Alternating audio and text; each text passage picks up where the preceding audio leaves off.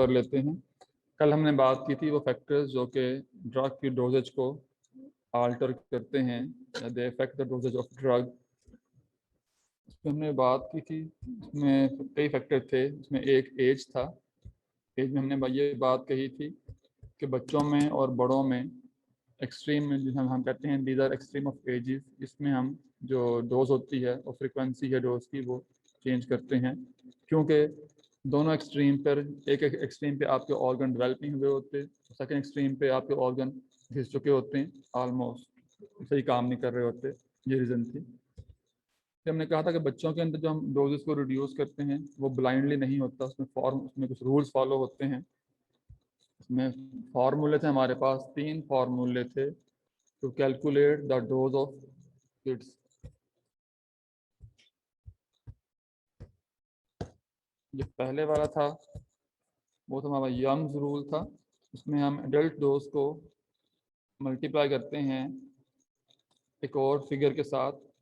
वो क्या थी कि एज लें बच्चे की ओवर एज प्लस 12, इसको सॉल्व कर लें और मल्टीप्लाई कर दें एडल्ट डोज से, तो जो बच्चा है उसकी डोज निकल आएगी। मोस्टली जो बच्चे 2 साल से ऊपर के होते हैं जिनकी उम्र, उनमें हम यंग्स रूल अप्लाई करते हैं। तो यहाँ पर एक और रूल भी हमारे पास है, डिलिंग रूल कहते हैं उसको। इसमें वही है, इसमें हम एडल्ट डोज को मल्टीप्लाई करते हैं एक और इक्वेशन के साथ। वो है कि आप एज लें और उसको मल्टीप्लाई बाय 20 कर दें आप। ठीक है। यंग में था कि आप एज ओवर एज प्लस 12, इसको सॉल्व करके फिर मल्टीप्लाई करते हैं। यहाँ पर आके आप एज ओवर 20 करके इसको मल्टीप्लाई कर दें एडल्ट डोज से, जो आंसर होगा वो डोज कैलकुलेट करेंगे उसकी। फिर एक क्लार्क फार्मूला था जो बहुत छोटे बच्चों के लिए होता है, उनका हम वेट लेते हैं पाउंड में। तो पाउंड में वेट है ओवर 150। सिंपल बात का जो नीचे वाली फिगर है आपकी भूल जाती है तो याद रखें, लेकिन मोनिक सा बना लें जहन के अंदर आपके हो कि जो केक का जो रेट है वो 150 रुपये पाउंड मिलता है। ठीक, तो इस तरह इसको अपने जहन में बिठाएं। तो weight in pound over 150 into adult dose. ये 3 फार्मूले हमारे पास थे बच्चों की डोज कैलकुलेट करने के। फिर ने कहा बॉडी वेट है, तो जब भी आप पेशेंट को कोई भी मेडिसिन प्रिस्क्राइब करेंगे तो ये देख लें कि वो बहुत थिन लीन ना हो, बहुत हैवी मास ना हो। अगर वो थिन लीन है तो उसकी जो डोज नॉर्मल चल रही होती है हमारी, उसको रिड्यूस कर देंगे। और वो हैवी बिल्डअप है उसका तो उसी रात उसकी डोज इन्हांस कर देंगे। ठीक, जो हम आम डोज दे रहे होते हैं कि ये आपने जो टैबलेट दिन में 2 बार खानी है 3 बार खानी है, उसमें हम बेसिकली हमारे जहन में ये आइडिया होता है कि जो एक एवरेज वेट है एडल्ट का वो 70 किलोग्राम है, वो उसके ऊपर डोज कैलकुलेट की होती है की आसानी के लिए। तो जेंडर की हमने बात की थी कि फीमेल्स के अंदर थोड़े से कुछ कह लें कि इवेंट्स होते हैं जिनमें के डोज को रिड्यूस करना पड़ता है during pregnancy, labour, lactation and menstruation. Pregnancy में हमने कहा था कि जो तो फर्स्ट ट्राइमेस्टर है उसमें हम हर किस्म की दवाई को अवॉइड करते हैं as much as we can. उसके बाद जो रिमेनिंग में जो आपके पीरियड होता है प्रेगनेंसी का, उसमें भी हम वो दवाई देते हैं that is not teratogenic, confirm हो वो देते हैं। एक बात। नंबर 2, स्ट्रॉन्ग परगेटिव जो जीएटी की मोटिलिटी को इन्हांस करती हैं वो हम नहीं देते। फिर कुछ ड्रग होती हैं अल्कलाइड्स, अर्गोट होते हैं हमारे पास जो यूट्रस की कॉन्ट्रैक्शन करवाते हैं, उनको भी हम नहीं देते। इसी तरह जब मेंस्ट्रुएशन होती है तो वहाँ पे हम जो सैलिसाइलेट्स होते हैं आपके वो नहीं देते। तो जो सैलिसाइलेट्स हैं आपको आपने ड्रग सुनी होगी एस्पायरिन, जिसे हम एस्पिरिन कहते हैं। तो बेसिकली जो आपकी एस्पिरिन है ये एसिटाइल सैलिसिलिक एसिड है जो आपकी एस्पिरिन होती है। और जो आपकी एस्पिरिन है ये एंटी प्लेटलेट होती है, ब्लीडिंग को इन्हांस करती है। इसीलिए जो सैलिसाइलेट हैं हम वो नहीं देते ड्यूरिंग मेंस्ट्रुएशन। इसलिए लेबर के दौरान जो लेबर है वो काफ़ी पेनफुल होती है, तो हम लेबर के दौरान पेन रिलीव करने के लिए मॉर्फिन नहीं देते, क्योंकि जो मॉर्फिन है it can reach the can cross placenta and reach the newborn baby, lead to depression of respiration. ठीक, इसी तरह जब लैक्टेशन होती है, जब अपने जो वो मदर्स जो बच्चों को फीड करवा रही होती हैं, नर्सिंग मदर, हम उनके अंदर भी जो दवाई देते हैं हमारे जहन में हो कि ये जो हम दवाई दे रही हैं माँ को, ये दूध के ज़रिए बच्चे के जिस्म में दाखिल होगी। ठीक, तो ये बात अहम है। स्पेशलिस्ट में हमें एग्जांपल दी थी क्लोरमफेनिकोल, ये बड़ा ही जानदार एंटीबायोटिक है ये, और अब कम इस्तेमाल करवाते हैं। It lead to aplastic anaemia. ठीक, और छोटे से बच्चे में एप्लास्टिक अनीमिया हो जाए, इट्स अ लाइफ थ्रेटनिंग। अगली हमने बात की थी रूट के बारे में। वहाँ पे हमने कहा था कि एक साल्ट हमारे पास है मैग्नीशियम सल्फेट, इसको आईवी दें तो ये सीएनएस सप्रेसेंट है, हाइपोटेंशन प्रोड्यूस करता है। इसको ओरल दें, परगेटिव है, कहानी और हो जाती है। ठीक है, फिर टाइम ऑफ एडमिनिस्ट्रेशन आप सोते हुए लें डाइजीपाम, जो कि हिप्नोटिक होते हैं हमारे पास, नींद आवर अद्वियात जिन्हें हम कहते हैं हिप्नोटिक्स को, उनका दिन में लें तो उनका असर ज़रा मुश्किल से आता है या कम आता है। आप रात के वक्त लें उसको तो उसका असर बेहतर आता है। ठीक, इसी तरह जो मील है आपका, वो टाइम ऑफ मील और जो आपकी सारी है ड्रग इनटेक है, वो भी उसी लिहाज से इफेक्ट, जो मील है आपका वो ड्रग एब्जॉर्प्शन को इन्हांस या रिड्यूस करता है। क्लाइमेट में समर में आप डायूरेटिक देंगे आप तो इतना असर नहीं आएगा, विंटर में डायूरेटिक देंगे उसका असर भरपूर आएगा, परगेटिव का असर समर में आता है, बेहतर आता है। अच्छा, फिर इसी तरह है हमारे कुछ रेसेस हैं ह्यूमंस के अंदर जो कि थोड़ा सा हट के रिस्पॉन्ड करती हैं। जो चाइनीज़ हैं उनको कास्टर ऑयल का इफेक्ट नहीं आता। जो कास्टर ऑयल है ये एज ए परगेटिव यूज़ होता है। और जो आपके नीग्रोज हैं उनमें एफिड्रीन का इफेक्ट नहीं आता। एफिड्रीन जो है ये आप समझ बेसिकली एक दवाई है, जो वो एफिड्रीन केस वाली वही दवाई है जो कि बॉडी के अंदर एपिनेफ्रीन की release of epinephrine from nerve terminals, norepinephrine. Ephedrine enhance the release of norepinephrine from nerve terminals. ठीक है, तो जो एफिड्रीन है वो बॉडी में इन्हांस करे, इंक्रीज करेगी लेवल ऑफ एपिनेफ्रीन या norepinephrine that lead to dilation of pupil. लेकिन नीग्रोज में इसका इफेक्ट नहीं आता। ठीक है, अगली बात थी हमने कहा था कि जो डोजेज फॉर्म है आपकी वो भी चीज़ों को ज़रा चेंज करती है। लिक्विड फॉर्म में लेंगे आप रैपिडली एब्जॉर्ब होगी, पिल या आप टैबलेट फॉर्म में लेंगे आप तो उसकी एब्जॉर्प्शन स्लो होगी। उसी लिहाज से जो आपकी जो फ्रीक्वेंसी है और डोज जो है वो वेरी करेगी। फिर बात हुई थी एज ऑफ ड्रग के बारे में। हमने कहा था कि एक्सपायर्ड ड्रग जो है जब उसकी डेट एक्सपायरी आ जाए तो वो ना लें। लाजम नहीं कि वो ड्रग जहर बन गई हो, जो उसकी एफिशिएंसी होती है, ड्रग की एफिकेसी होती है वो रिड्यूस हो जाती है और हमें डिज़ायर इफेक्ट नहीं मिलता उस डोज के साथ। लेकिन एक बात ये, दूसरी बात ये कि बाज़ का जो आपकी एक्सपायर्ड ड्रग होती हैं जैसे टेट्रासाइक्लिन है, वो आप अगर इस्तेमाल कर लें they become toxic, they become lethal for your system. और थर्ड हमने यहाँ पे बात इसमें नहीं लिखा हुआ ऐड की थी कि जब भी आपको सिरप लेते हैं अपने पेनाडोल का या आइब्रूफन का या आप आई ड्रॉप्स वगैरह खरीदते हैं तो उनके ऊपर भी पढ़िएगा, मेंशन किया होता है कि खोलने के हफ्ते या 2 हफ्ते बाद 3 हफ्ते बाद इसको डिस्कार्ड कर दें, इस्तेमाल ना करें। वो भी पूरी कौम उस बात को नहीं मानती। ठीक है, तो लेकिन दैट इज़ इम्पॉर्टेंट। जब वो चीज़ एक्सपोज, जब वो केमिकल खुलता है एक्सपोज होता है एटमॉस्फेयर को तो वो ग्रेजुअली उसकी जो एफिकेसी होती कम होती रहती है। अच्छा, फिर आखिर में बात की थी पैथोलॉजिकल स्टेट के बारे में। उसमें था कि जो आपके लिवर और किडनी हैं दो मेन ऑर्गन होते हैं जो कि मेटाबॉलिज्म और एक्सक्रीशन को डील करते हैं। तो ड्रग देते हुए इनकी सेहत के बारे में देखना और इनके कंडीशन या उनकी बीमारी के लिहाज से ड्रग के डोज को एडजस्ट करना होता है। हमने बात की थी कि जो आपकी स्पेरिटी ऑफ डिजीज़ है वो भी आपकी डोज को चेंज करती है। सवियर पेन होगी, आपको डोज इंक्रीज करनी पड़ेगी आपके एनाल्जेसिक की। डायबिटिक है, उसका हाइपरग्लाइसेमिक, जो उसने अपना डायबिटिक पेशेंट ने अपनी ग्लूकोज चेक की वो ज़्यादा थी तो उसको इंसुलिन ज़्यादा यूज़ करनी पड़ेगी। ठीक, इसी तरह डिप्थीरिया के जो एंटीटॉक्सिन है वो भी हम बॉडी में जो लेवल होता है टॉक्सिन का उसको देख के तय करते हैं कि कितना दिया जाएगा। ये कल का रैपिड रिव्यू था जो हमने कल चीज़ें पढ़ी थी। अच्छा, आज हम बात करते हैं एडवर्स ड्रग इफेक्ट के बारे में। ठीक है,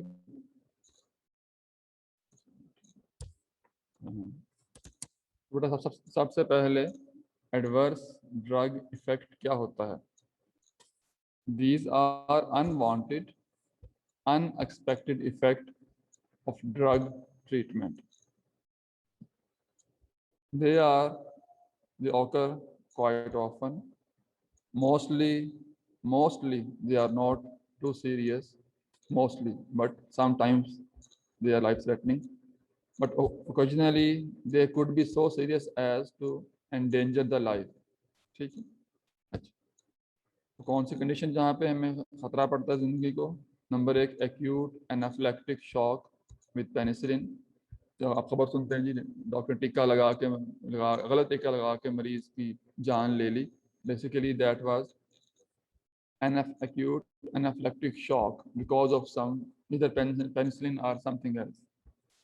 Number 2, इसकी एग्जांपल थी जब when this adverse effect become life threatening, severe hypoglycemia after excessive use of insulin।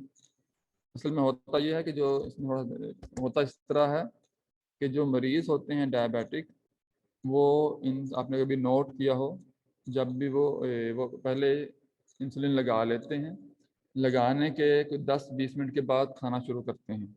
ठीक, होता क्या, बाज़ औक़ात घर में या आप किसी शादी की तकरीब में गए हों तो वहाँ पर जो डायबिटिक जब अनाउंस करते हैं खाना आ गया है, तो डायबिटिक पेशेंट जो होते हैं अक्सर वो इंसुलिन लगा लेते हैं, लेकिन खाना पहुँचने में कुछ देर हो जाती है।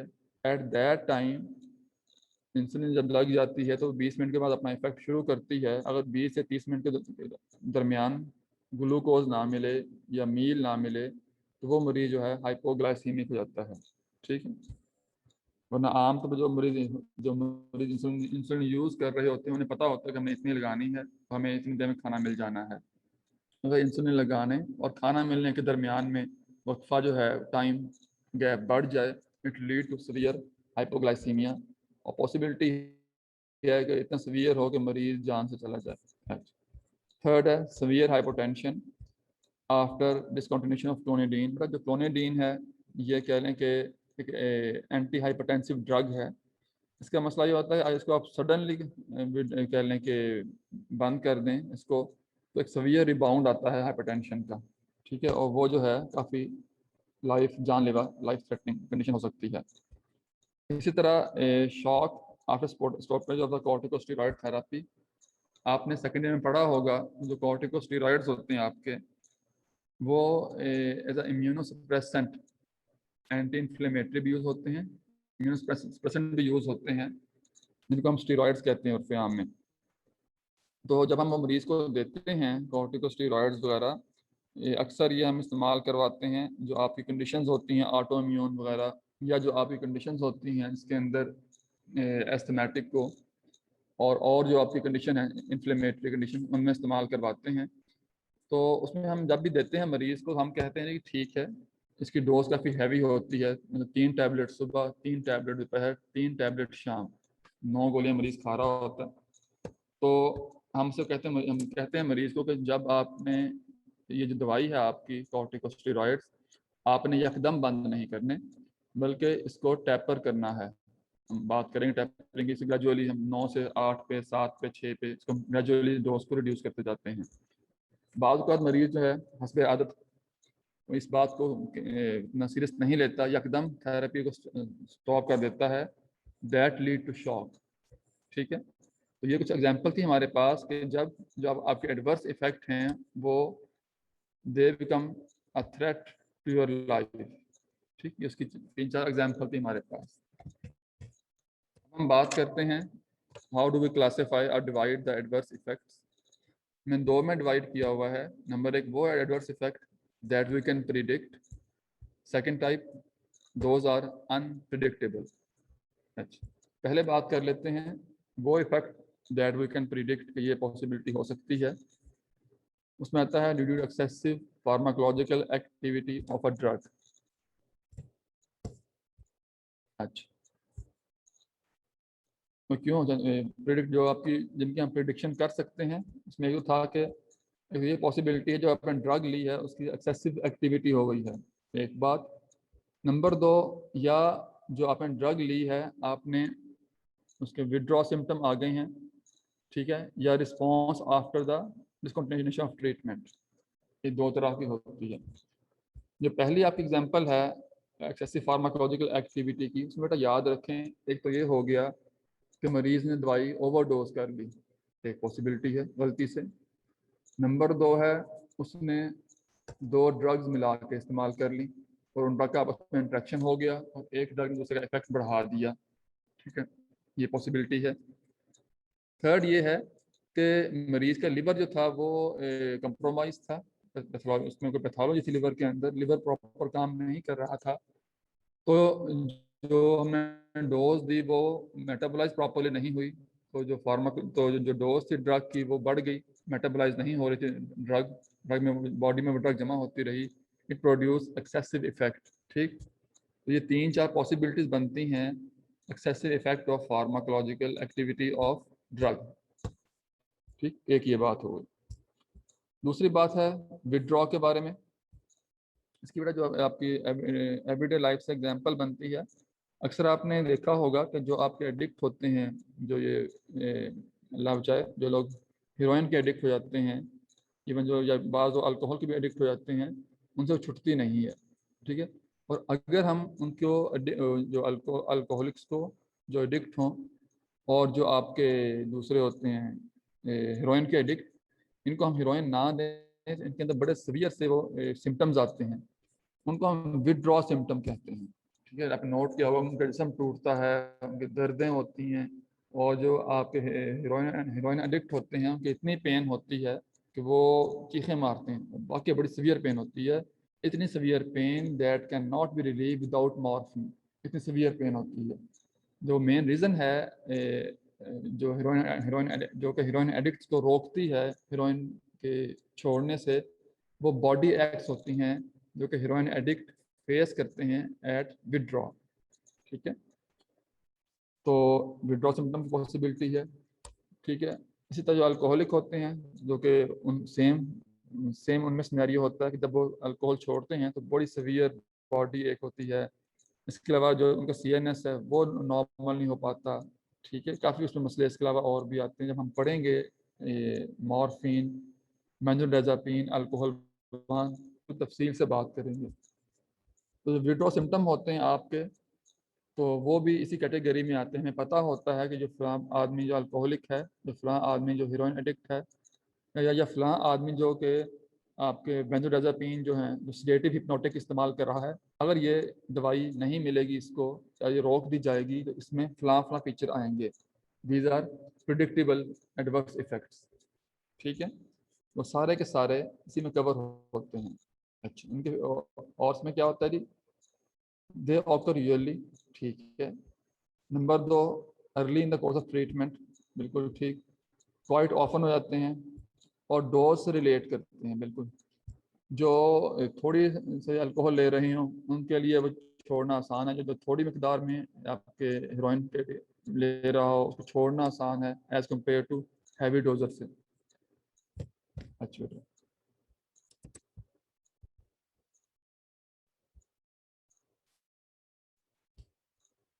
अगली बात थोड़ी सी हम तफसील में करेंगे। जो आपके जो ड्रग्स हैं that can perform excessive activity, उसमें कौन सी हैं? सीनस डिप्रेसेंट आपके, जो कि बेंजोडाज़ापीन है, ठीक है। कार्डियोवास्कुलर ड्रग्स आपकी, वो ड्रग जो हम यूज़ करवाते हैं हाइपरटेंशन में, बीटा ब्लॉकर्स हो गए, ठीक है, एस इनहिबिटर्स हो गए, हाइपोटेंसिव एजेंट्स वही वाले, हाइपोग्लाइसीमिक ड्रग्स, ठीक है। तो ये वो तमाम वो ड्रग्स हैं जिनके साथ ख़तरा होता है एडवर्स इफेक्ट होने का, और ये वो कैटेगरी है जिनके बारे में हम पहले प्रिडिक्शन कर सकते हैं। आगे वही वाली बात है कि ये क्यों हुआ, जो इफेक्ट था ड्रग का क्यों बढ़ गया, पॉसिबिलिटी है ड्रग इंट्रैक्शन की, पॉसिबिलिटी है लिवर डिजीज़ की, किडनी डिजीज़ की, ठीक है, इवन एज की बात भी इसने की है। ठीक, या गलती से उस मरीज़ ने गलती से ओवरडोज कर ली है। ठीक है जी। अगली वही बात विड्रॉ वाली बात थी, सडन स्टॉपेज है, थोड़ा सा उसको इन्हांस कर दिया है कि जो आपके वो लोग जो कि कॉर्टिकोस्टेरॉइड थेरेपी ले रहे हों, अगर वो ये वही कॉर्टिकोस्टेरॉइड है जिसको हम एंटी इन्फ्लेमेटरी स्टेरॉइड्स कहते हैं, तो सडनली इसको रोक देंगे तो इट लीड टू शॉक। इसमें एक बड़ा अहम आपने पढ़ी होगी एक्यूट एडिसोनियन क्राइसिस। ठीक है। इसी तरह जो आपके लोग नारकोटिक्स हैं, जो एडिक्ट्स होते हैं, उनके बारे में बात है कि उनके जो फीचर आते हैं विड्रॉ के बड़े सीवियर होते हैं।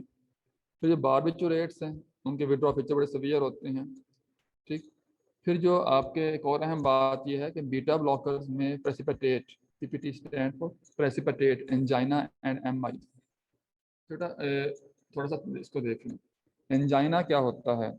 एंजाइना ये होता है कि जो आपका हार्ट है उसको ब्लड सप्लाई थोड़ी हो गई है। हार्ट की ब्लड वेसल्स, क्योंकि हार्ट कार्डिक टिश्यूज को ब्लड लेके जाती हैं, उन वेसल्स में कोई मसला हो गया है। जो ल्यूमिन है वेसल्स का वो नैरो हो गया है, उसके बायस जो ब्लड सप्लाई है वो थोड़ी हो गई है हार्ट को। ठीक है, इसको हम कहेंगे इस्कीमिया ऑफ कार्डिक टिश्यू। अच्छा, जब इस्कीमिया होता है तो वहाँ पर पेन होती है, इस्कीमिक पेन। सबसे वर्स्ट पेन जो होती है इस्कीमिक पेन होती है, याद रखें। जब इस्कीमिक पेन हार्ट में हो उसको एंजाइना कहते हैं। ठीक है। एक बात, एमआई क्या होता है? एमआई ये होता है कि जो आप इस्कीमिया हुआ, ठीक है, इस्कीमिया में ये होता है जिसको हम इस्कीमिक पेन जो है, जो इस्कीमिया ऑफ हार्ट है जिसको हम एंजाइना कहते हैं, इसमें ये होता है कि ब्लड सप्लाई थोड़ी हो गई है, इस्कीमिया हो गया है, पेन हो रही है, आपके जो सेल्स हैं हार्ट के वो मरे नहीं हैं, वो जिंदा हैं, पेन में हैं, इस्कीमिया में बैठे हुए हैं लेकिन मरे नहीं, जिंदा हैं, ये एंजाइना होगा। जब इस्कीमिया इतना सीवियर हो जाए, ब्लड सप्लाई इतनी थोड़ी हो जाए कि उनकी ज़िंदगी बाकी ना रह सके, उनको पूरी, क्योंकि ब्लड आपका सेल्स को क्या प्रोवाइड करता है? ऑक्सीजन, वो लेके जाता है कार्बन डाइऑक्साइड प्रोवाइड करता है, आपका glucose, all the necessary elements for life, और उसे लेके वापस लेके जाता है सारे आपके उसके मेटाबोलाइट्स। जब ब्लड सप्लाई इतनी थोड़ी हो जाए, आपकी जो इस्कीमिया है इतना सीवियर हो जाए कि सेल मर जाए, उसको हम कहेंगे मायोकार्डियल इंफार्क्शन। ठीक है, ये हो गया। अच्छा, होता क्या है जब एंजाइना होता है मरीज को, हम उसको दे देते हैं बीटा ब्लॉकर। हम क्यों देते हैं? हम कहते हैं कि ठीक है, हार्ट जो है 70 बीट्स पर मिनट बीट कर रहा है। ठीक है, बाई चांस जो ब्लड वेसल्स थी हार्ट की वो नैरो हो गई हैं, उनका ल्यूमन नैरो हो गया है, और जितना ब्लड आ रहा है वो 70 बीट्स पर मिनट पे काम करने के लिए नाकाफ़ी है। हम देते हैं बीटा ब्लॉकर। बीटा ब्लॉकर से क्या होता है, हार्ट रेट है वो 70 बीट्स पर मिनट से कम होके आ जाता है 60 बीट पे, या आ जाता है 50 बीट पे, 50 बीट पर मिनट पे आ जाता है। हार्ट रेट कम हो गया। ठीक है, जब हार्ट रेट कम हो गया तो जो हार्ट की डिमांड थी ब्लड की, ग्लूकोज की, ऑक्सीजन की, न्यूट्रिएंट्स की, वो थोड़ी हो गई। तो वेसल्स वहीं उसकी जो वेसल्स थी वो ख़राब ही रही, लेकिन हमने हार्ट का काम कम कर दिया, उसकी डिमांड कम कर दी, उसका जो इस्कीमिया था, पेन थी, ख़त्म हो गई। अच्छा, अब अगर जो ये मरीज़ है, ये ये बीटा ब्लॉकर एकदम छोड़ देगा तो दोबारा जो उसका हार्ट है वो दोबारा चला जाएगा 70 बीट्स के ऊपर। तो वो दोबारा 70 बीट्स पर मिनट पे जाके पंप करेगा, लेकिन उसके ब्लड वेसल्स अभी सही नहीं की होंगी हमने, it lead to angina again.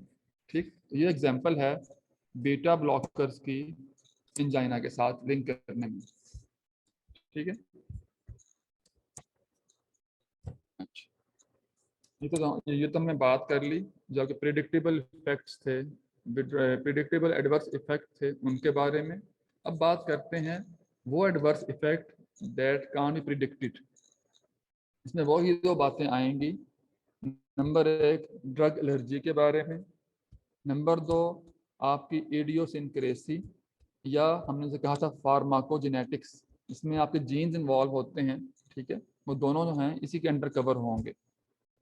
अच्छा, इनके बारे में क्या है, बहुत रेयर होते हैं, इनफ्रीक्वेंट है ये, हर एक को नहीं होता। ठीक है, इतनी दुनिया एंटीबायोटिक खा रही है, किसी एक को जाके रिएक्शन होता है। ठीक है, और कोई एक बंदा, वो भी बाजू को हल्का फुल्का होता है, बाजू को बहुत सवियर होता है कि बंदे की जान चली जाए, होते हैं तो करोड़ों में अरबों में जाके 5-6 होते हैं। ठीक है, बहुत इनफ्रीक्वेंट है। अच्छा, दूसरी बात है, लेकिन मसला यह है जब होते हैं जानलेवा होते हैं, लाइफ थ्रेटनिंग।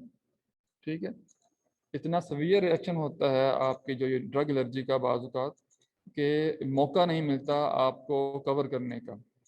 म्यू अस्पताल में एक वाकया हुआ कि एक बच्चे को पेनिसिलिन एडवाइस की गई। हाँ, अस्पताल में हम यूँ करते होते हैं कि जो स्टाफ नर्स होती है वो पहले चेक कर लेती है कि आया जिस मरीज़ को पेनिसिलिन देनी है इंजेक्टेबल फॉर्म में, उसको उसे कहते हैं टेस्ट डोज ना, थोड़ी सी डोज दे के पेनिसिलिन, थोड़ी सी डोज सबकुटेनियसली लगा के पेनिसिलिन की चेक कर लेते हैं कि कहीं इसमें एलर्जी तो नहीं है इस मरीज में। अच्छा, और अगर वो उसमें उसमें हल्के से फीचर आ जाए कि जहाँ पर वो बाजू के ऊपर सबकुटेनियसली पेनिसिलिन दी हो, वहाँ पर रैश पड़ जाए, थप्पड़ बन जाए, जिसे आप कहते हैं। ठीक है, या मरीज को पसीना आ जाए, इस तरह की फीचर आ जाए, तो हम उस मरीज को डोज नहीं देते, जो जो असल डोज होती है वो नहीं देते, हम पहले एक बार टेस्ट डोज दे लेते हैं। लेकिन पेनिसिलिन पेनिसिलिन की जो ड्रग है वो इसके तो खतरनाक है कि एक स्टाफ नर्स ने सिर्फ टेस्ट डोज दी थी बच्चे को, स्टाफ नर्स ने टेस्ट डोज दी है, देने के बाद वापस आके बैठी है काउंटर पे, बच्चे की डेथ हो गई विद इन 3 मिनट्स। ठीक, मतलब है कि एक नंबर एक टेस्ट डोज दी जो कि बहुत थोड़ी होती है, 0.1 या 0.2 cc होती है सिर्फ, और वो भी दी हुई सबकटेनियसली, जो कि बहुत स्लो स्लो जॉब होती है। ठीक है, वो भी इतनी खतरनाक साबित हुई कि बच्चे की डेथ हो गई। ठीक, तो वही है कि बाज का जब ये होता है, बहुत रेयर होता है पॉपुलेशन में, जब होता है तो फिर लाइफ थ्रेटनिंग चलती बात। दूसरी बात है, ये डोज पे डिपेंड नहीं करता। जैसे मैंने मिसाल दी आपको कि जो बच्चे को डोज दी गई थी वो 0.2 cc थी, यानी 1 cc का भी 10वां हिस्सा, 0.1 cc, 0.2 cc उसमें दी गई थी। जो इसके इस हेडिंग में जो हमारे पास आती हैं चीज़ें, वो ड्रग एलर्जी है और फार्माकोजेनेटिक या इडियोसिंक्रेसी है। ठीक, चलिए, थोड़ा एक बात याद रहे कि जो ड्रग एलर्जी और जो आपकी फार्माकोजेनेटिक है, दो चीज़ें अलग अलग हैं, इनको मिक्सअप नहीं करना, दोनों चीज़ें मिलती जुलती हैं। याद रहे कि एग्जाम्पल क्या होगी ड्रग एलर्जी की, ताकि हम बात पढ़ने में अभी पढ़ेंगे इसके बारे में आसानी रहे। जो पेनिसिलिन के देने से ड्रग एलर्जी होती है, उसमें मुमकिन है बॉडी के ऊपर रैश पड़ जाए, बॉडी पे ऊपर इचिंग शुरू हो जाए, मुमकिन है मरीज़ को फीवर हो जाए, मुमकिन है बात और बढ़ जाए, मेरी फिट्स बढ़ जाए मरीज़ को, उससे भी अगली बात मुमकिन है मरीज़ की डेथ हो जाए। ठीक है, ये एग्जांपल है, ये सारे फीचर हैं ड्रग एलर्जी के। इसमें जो सबसे मशहूर ज़माना है, बदनाम ज़माना, वो पेनिसिलिन है। ठीक है, और भी हैं लेकिन बस ये ज़रा बदनाम ज़्यादा हो गई है। ठीक है, पेनिसिलिन क्या है, अ ग्रुप ऑफ एंटीबायोटिक्स है, पूरा ग्रुप है ये। ठीक है जी, एक बात। अच्छा, जबकि जो आपकी इडियोसिनक्रेसी है, उसमें एग्जांपल कौन सी है, उसमें आपका मसल रिलैक्सेंट है सक्सिनाइल कोलिन, आपने नाम सुना होगा एसिटाइल कोलिन का। ठीक है, जो सक्सिनाइल कोलिन है बेसिकली, ये भी इसके जो इसके स्ट्रक्चर होता है सक्सिनाइल कोलिन का, वो मिलता जुलता होता है एसिटाइल कोलिन से। ठीक है, तो जो सक्सिनाइल कोलिन है ये क्या है, नंबर एक ये मसल रिलैक्सेंट है, नंबर एक। नंबर दो, होता क्या है इस मसला, हमने जब भी मरीज के एक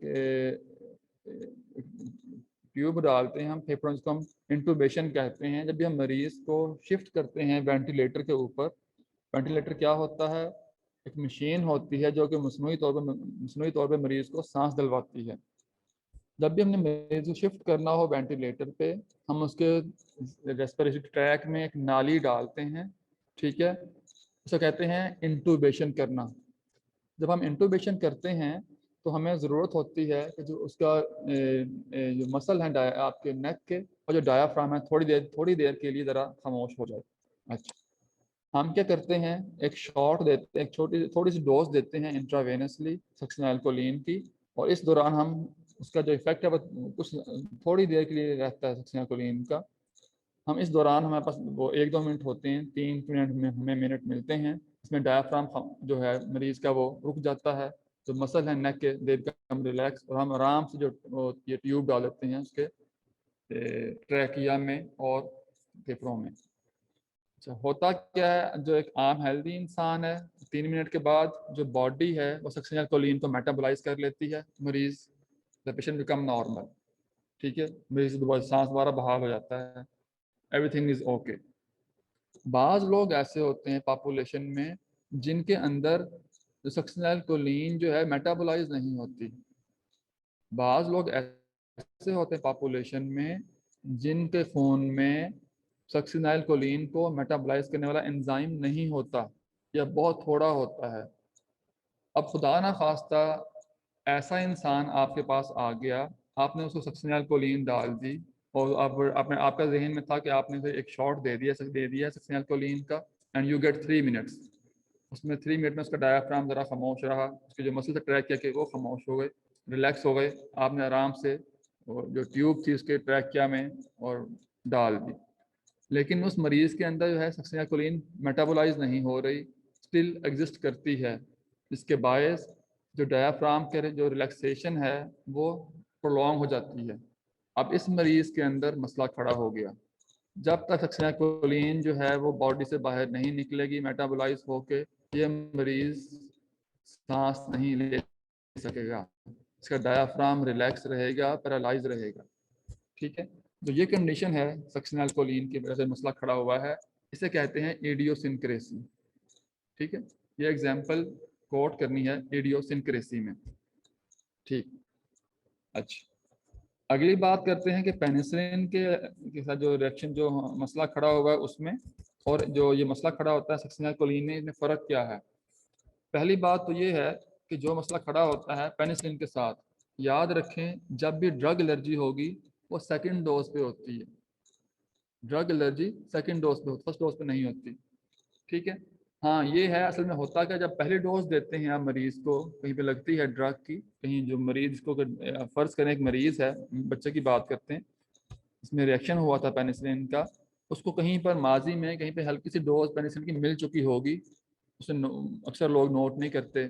डैम के जब पहली डोज मिलती है पेनिसिलिन की तो बॉडी में एंटीबॉडीज बन जाती हैं, और जब सेकंड डोज मिलती है फिर जो एंटीबॉडी जो है बर्स्ट करती हैं जो मेमोरी सेल सारे बनते हैं बर्स्ट कर, वो मेमोरी सेल बर्स्ट करते हैं, एंटीबॉडीज का फ्लड आता है, सारा एक साइकिल बनता है, that lead to anaphylactic shock. जो शॉक आता है ना, एक्यूट जो शॉक आता है पेनिसिलिन के बायस, एक्यूट एनाफिलेक्टिक शॉक आता है पेनिसिलिन का, वो अपीयर होता है सेकंड डोज के साथ, फर्स्ट डोज पे नहीं आता। एक बात, इसलिए इसको हम एक्वायर्ड कहते हैं। ठीक, दूसरी बात ये है कि इसके अंदर जो आपकी एलर्जी होती है पेनिसिलिन की, उसमें आपकी डोज मैटर नहीं करती। जैसे मैंने मिसाल दी बच्चे की, उसमें हमने 0.1 सीसी या 0.2 सीसी दिया, उससे उसकी डेथ हो गई। मतलब एक ड्रॉप मिल जाए ड्रग का वही काफ़ी है उस जो है मरीज के अंदर एनाफिलेक्टिक शॉक को इनिशिएट करने के लिए। ठीक है, ये आपकी एग्जांपल थी ड्रग एलर्जी की। अगली बात जो इडियोसिनक्रेसी है उसमें हम सक्सिनाकोलिन की बात करते हैं। जो ये मामला होगा सक्सिनाकोलिन का, ये पहली डोज पे हो जाएगा, आपने पहली बार दी उसको पहली बार मामला हो जाएगा ये वाला। ये नहीं पहली बार दिया बच गया, नेक्स्ट टाइम उसमें एंटीबॉडी नहीं। इसमें आपकी सक्सिनाकोलिन वाले केस में एंटीबॉडीज का मामला ही नहीं है। मामला क्या है, बॉडी के अंदर डेफिशिएंसी है, जो उसमें एंजाइम था, वो एंजाइम जो मेटाबोलाइज करता है सक्सिनाकोलिन को, वो नहीं बना। क्यों नहीं बना, उसके जीन में कहीं मसला था, उसके पास वो जीन ही नहीं है जो कि सक्सिनाकोलिन मेटाबोलाइजिंग एंजाइम प्रोड्यूस करते हैं।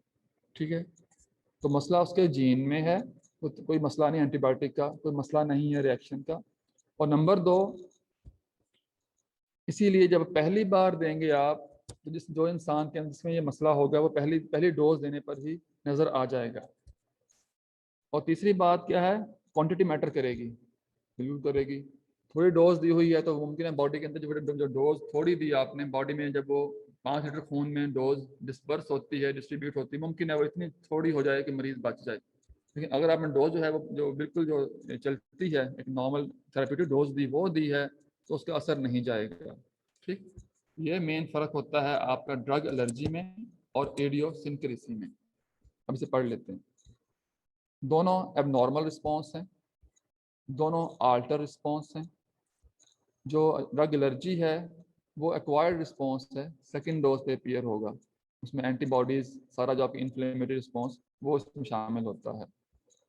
जो आपका सक्सिनोकोलिन मसल रिलैक्सेंट वाली मसला है आपका, उसमें आपके एंटीबॉडीज इन्फ्लेमेटरी रिस्पॉन्स शामिल नहीं होते, उसमें आपके जीन्स इन्वॉल्व होते हैं।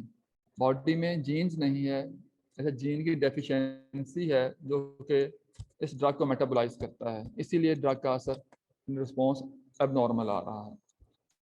अगली बात, जब पेनिसिलिन की बात करते हैं एलर्जी की, तो उसमें डोज का ताल्लुक ही नहीं है, ये है क्वालिटेटिव, एक ड्रॉप काफ़ी है एलर्जी या शॉक कह लें कि इनिशिएट करने के लिए, वहाँ पर डोज मैटर करती है। ठीक, तो ये आपकी दोनों वैरायटीज हो गई। वो आपके adverse effect that can not be predicted. ठीक, इसमें इडियोसिंक्रेसी है और ड्रग एलर्जी है। दोनों फर्क क्या है ये पता हो, sometimes they ask in exam. सारी वही बात की है।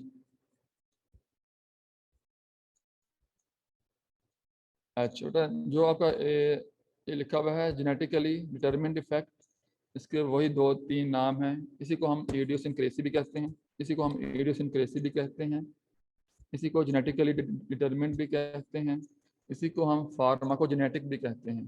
ठीक है, तो एक ही चीज़ के तीन नाम हैं। ठीक है, चलो पूरा हो गया वाला, आगे चलते हैं इससे। बेटा कोई सवाल इस टॉपिक के बारे में? जी बेटा, एवरीथिंग इज फाइन। चलिए ठीक, तो नेक्स्ट टॉपिक में जो चल रहा है हमारे पास वो है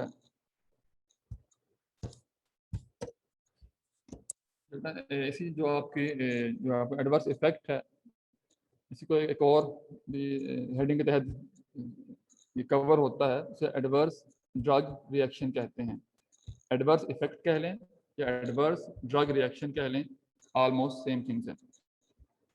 WHO कहती है any response to a drug which is noxious and unintended and which occur at dose used in man for prophylaxis, diagnosis or therapy is called adverse drug reaction। ठीक है जी,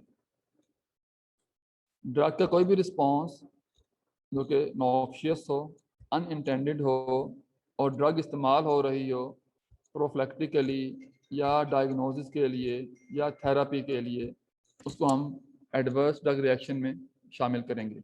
ये डिफाइन किया है WHO ने।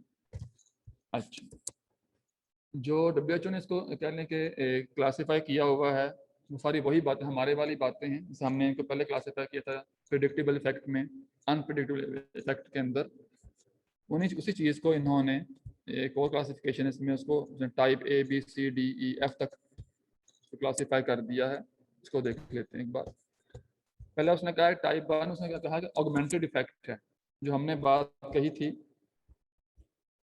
कि जो आपकी ड्रग है उसका इफेक्ट बढ़ गया। ठीक है, क्यों बढ़ गया, वही बात है, कोई डिजीज लिवर की या कोई डिजीज लिवर की किडनी की, या दो दवाइयाँ मिला के इस्तेमाल कर ली या ओवरडोज हो गई। ठीक, वो सारी बातें। ठीक, तो जो टाइप ए है it is augmented type of effect. ठीक, उसमें आता है। और इसके बारे में क्या है कि मोस्टली हम इसकी अगर ऐसा हो जाए, हमें पता लगे ऐसा हो गया, तो हमें पता होता है यहाँ भी इसके जो इफेक्ट हैं ड्रग के, अगर इसकी डबल डोज हो जाएगी या इसका इंट्रैक्शन होगा तो इसके क्या इफेक्ट आएंगे, हमें उनके बारे में पता होता है। ठीक है जी, और मोस्टली जो आपके जो एडवर्स इफेक्ट आते हैं because of augmentation of dose या ऑगमेंटेशन ऑफ इफेक्ट, वो अवॉइडेबल होते हैं। ठीक है, और कोई इसमें इसमें कोई इतनी लीथल या कोई लाइफ थ्रेटनिंग बात नहीं होती। ठीक, एक बात। टाइप बी क्या था, इसमें बिजारी टाइप है। ठीक, इसके अंदर आपका जो इडियोसिंक्रेसी है वो आएगी, ठीक। जो ड्रग एलर्जी है वो इसके अंदर आएगी आपके अंदर। क्यों? हम वी कांट प्रिडिक्ट, ठीक है, इसमें आती है। और उसमें वही बातें हैं कि बहुत रेयर होती है जो आपकी इडियोसिंक्रेसी वगैरह होती है, ठीक है। और लेकिन जब होती है लाइफ थ्रेटनिंग होती है। उसने इसमें एक और बात कही है कि जो इसके इफेक्ट आ रहे होते हैं ये, ठीक है, मोस्टली हम इन इफेक्ट को पहचान भी नहीं पाते। जब ड्रग डेवलप होती है, जब हम कोई ड्रग डेवलप करते हैं, उसके हम ट्रायल देते हैं एनिमल्स पे, फिर जब वहाँ से श्योर हो जाता है कि ये ड्रग सेफ है, फलां फलां है, आखिर पर हम उसको ह्यूमन ट्रायल देते हैं। इवन वहाँ पर भी बाज़ का जो उसके ये इडियोसिंक्रेटिक इफेक्ट होते हैं ड्रग के, वो नहीं पकड़े जाते। जब बाद में जाके जब ड्रग मार्केट में बिकती है, फिर कहीं जाके जाके केस रिस्पॉन्स होता, रिपोर्ट होता है जी फलां मरीज में ये मसला हो गया, उसे हम कहते हैं इडियोसिंक्रेसी। तो बहुत मुश्किल होता है इसको इन टाइम या बिफोर, इसको हम बिजारी टाइप कहते हैं। अच्छा, कहा टाइप सी है। अच्छा, वो क्या है?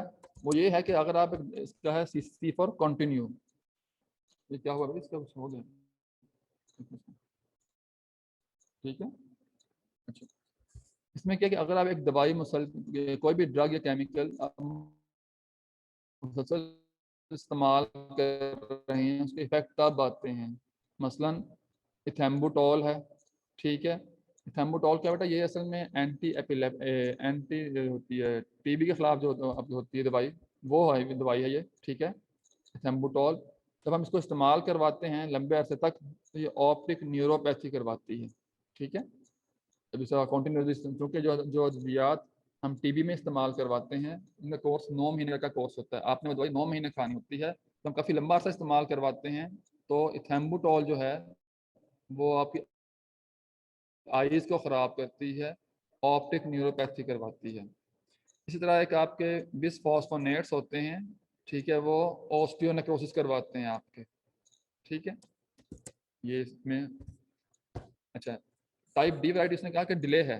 मसलन कि आपने एक दवाई शुरू की, ठीक है, उसके कुछ 6 हफ्ते के बाद जाके उसका एक टिपिकल जो है ड्रॉबैक, एडवर्स इफेक्ट शुरू हुआ। मसलन ल्यूकोपेनिया हो गया, ठीक है। वो कब होता है? जब लोमोस्टीन को आप 6 हफ्ते तक इस्तेमाल करें, तब जाके अपीयर होता है, ल्यूकोपेनिया अपीयर होता है, वरना नहीं होता, ठीक। आखिर में जो उसने टाइप ई वैरायटी दी है, ठीक है, वो है end of dose, end of use. मतलब आपने ये वही हैं आपके जो आपके विड्रॉ सिम्टम होते हैं आपके बारबिचुरेट्स से, बेंजोडाइजापीन से, ओपियाइड से, नारकोटिक्स से, ठीक है। तो जो अब वो तमाम ड्रग जिनमें एडिक्शन का एलिमेंट हल्का सा आता है, तो आप उस ड्रग को एंड कर देते हैं, उसका यूज़ ख़त्म कर देते हैं, तब जाके ये जो आपके होते हैं इफेक्ट अपीयर होते हैं, इनको हम एंड ऑफ यूज़ कहते हैं, जो कि विड्रॉ सिम्टम या एब्स्टिनेंस सिंड्रोम कहलाते हैं, वो टाइप ई में शामिल होते हैं। तो ये एक अलग से क्लासिफिकेशन कर रखी है एडवर्स ड्रग रिएक्शन की हेडिंग में।